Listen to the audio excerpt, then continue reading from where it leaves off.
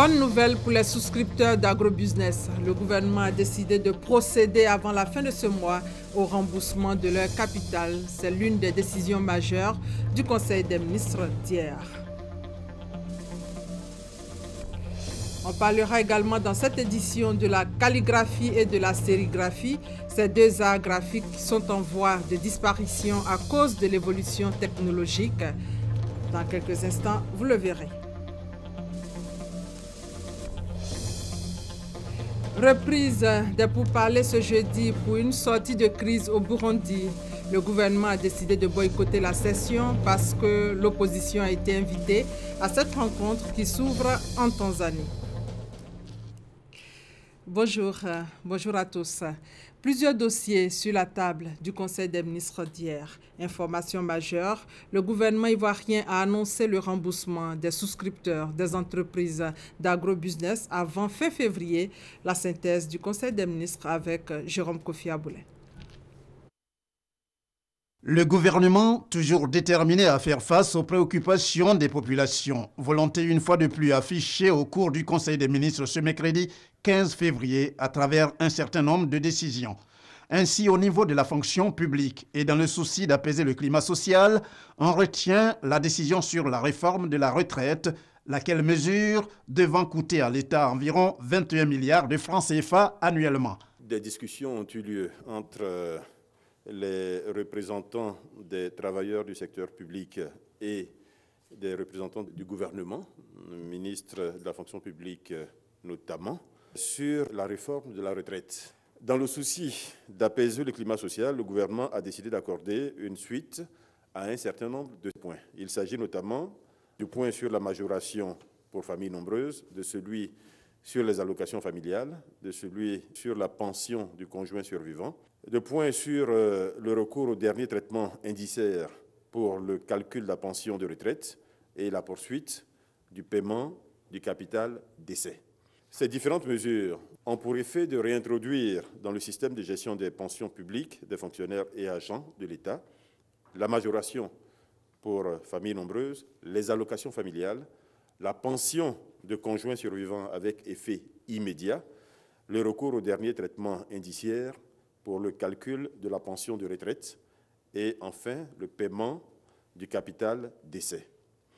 Il est important d'indiquer que la prise en compte du stock des prestations dites non contributives d'avant 2012 et des nouvelles mesures qui sont prises ici vont représenter un coût moyen annuel de 21 milliards de francs CFA sur la période 2017-2032, période pendant laquelle l'équilibre du système mis en place est observé. S'agissant de l'anacarde, le Conseil informe que la campagne de commercialisation pour l'année 2017 démarre ce jeudi 16 février et le prix fixé pour cette campagne s'élève à 440 francs le kilogramme. Prix plancher obligatoire fixé à 440 francs CFA le kilo aux producteurs pour la noix de cajou bien séchée et bien triée, ne comportant aucune matière étrangère. Donc prix en nette augmentation par rapport à 2015. Ce prix plancher est fixé à 540 francs CFA pour les magasins intérieurs et à 599 francs CFA le kilo pour les magasins portuaires. Le Conseil a instruit le Conseil du coton et de l'anacarde à l'effet de prendre toutes les dispositions opérationnelles, y compris les sanctions appropriées pour le respect strict du prix aux producteurs, donc le prix de 440 francs CFA le kilo. Le Conseil a fixé à la date du 16 février 2017 l'ouverture de la campagne de commercialisation du cajou 2017. En ce qui concerne le cacao, le gouvernement, toujours selon le Conseil, se félicite des efforts poursuivis pour venir à bout de certaines difficultés qui minent la commercialisation de ce produit. Et jusqu'à preuve du contraire, le prix de vente du kilogramme. Un comité interministériel a été mis en place et il est noté à ce jour une baisse des stocks au niveau des paysans et des magasins de 17%. Il est également noté au niveau des ports une amélioration substantielle de l'exportation, une amélioration de 33%.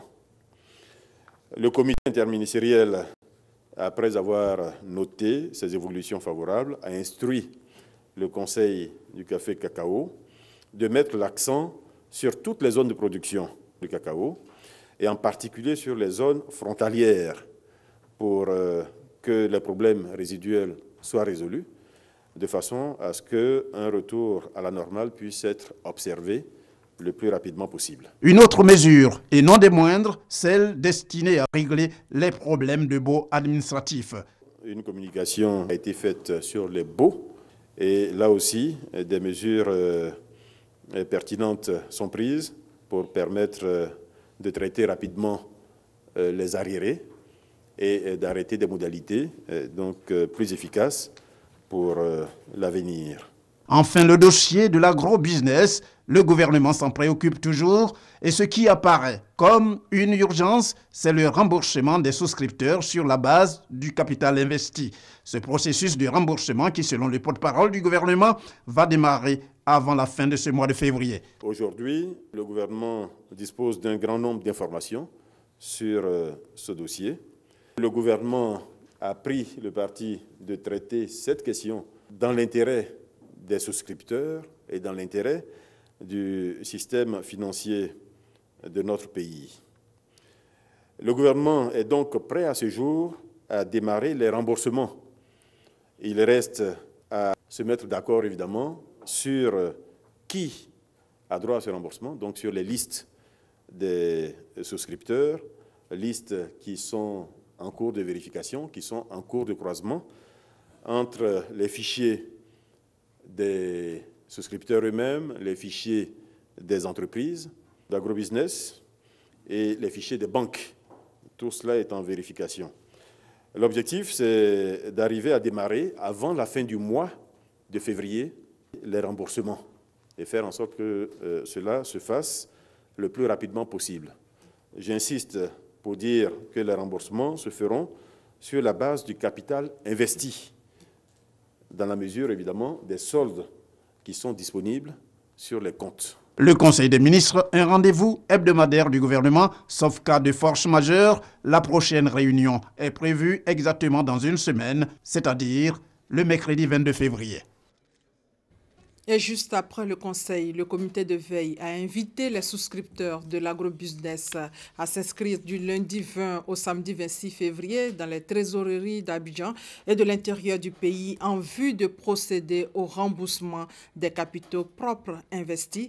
Et sur le sujet, le ministre de l'Économie et des Finances anime une conférence de presse ce jeudi. Au chapitre défense, la Commission nationale de lutte contre la prolifération et la circulation illicite des armes légères et de petit calibre a remis officiellement le système d'interconnexion à la police nationale. C'est en partenariat avec le gouvernement japonais.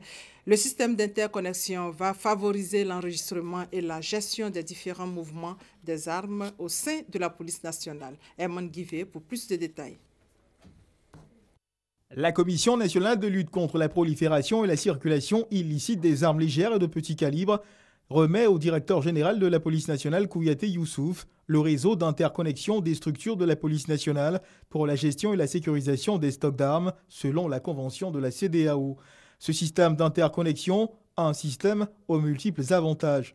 L'interconnexion des préfectures de police devra permettre à terme de réduire sensiblement les risques de perte, de vol ou de détournement d'armes acquises, détenues et utilisées par vos institutions.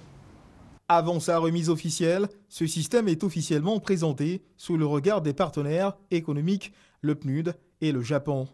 Le réseau d'interconnexion sert à partager les informations sur la gestion des armes au sein de chaque unité connectée au moyen d'un outil qui permet la gestion informatisée et le traçage des armes. Son Excellence Alassane Ouattara, qui a inscrit au tableau des priorités de l'action gouvernementale la lutte contre l'insécurité, accorde une importance capitale au contrôle des ALPC. Ce contrôle passe par la qualité de la gestion physique, certes, mais aussi et surtout une gestion informatisée d'armes et munitions. Le directeur général de la police nationale, Youssouf Kouyaté, salue l'acquisition de ce nouveau système d'interconnexion.